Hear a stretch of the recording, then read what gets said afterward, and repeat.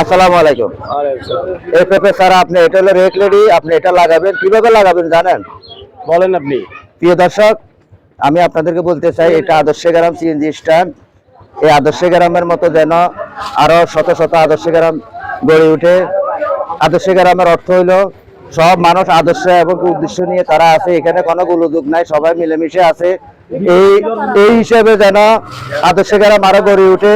আমি আদর্শ গ্রামের মানুষের মাধ্যমে আমি আজকে কিছু পেঁপে চারা বিতরণ করতেছি। এই পেঁপে চারা আপনি লাগাবেন, 2 ফুট করে একটা মাদা করবেন, মাদা করে সেখানে ড্যাপ সার এবং কি জৈব সার, কালো সার দিবেন, দিয়ে পচাবেন। এই পেঁপে চারা হলে এটা হলো রেড লেডি। এটা কিন্তু আপনার একটা গাছের মাধ্যমে 100 থেকে 120টা পেঁপে ধরবে, 1 বিঘে পর থেকে পেঁপে ধরবে। তাই আপনি এই হিসাবে পেঁপে চারাটা নিয়ে রাখি দিবেন, 5 দিন পরে পেঁপে চারাটা লাগাবেন, এগুলো পচানির পরে।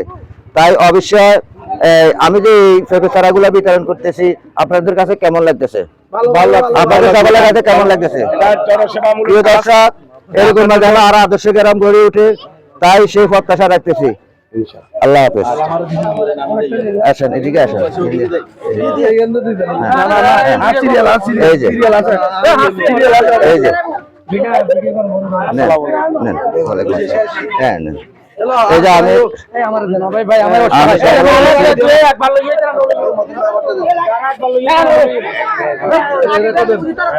যারা একবার নিছে তারা আবার নিয়ে না, কারণ এখানে আপনাদের গ্রামের জিনিস,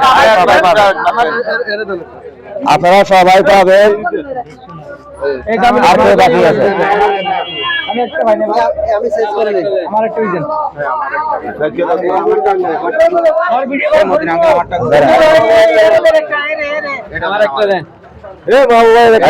আচ্ছা, আমি মুরব্বীর একটা দিই।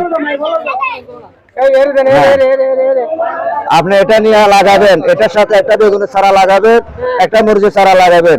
কারণ প্রিয় দর্শক, আমাদের খাদ্যের চাহিদা যদি মিটে যায়, তাহলে আমাদের এই জনবহুল বাংলাদেশে আর কোনো অভাব অনটন থাকবে না।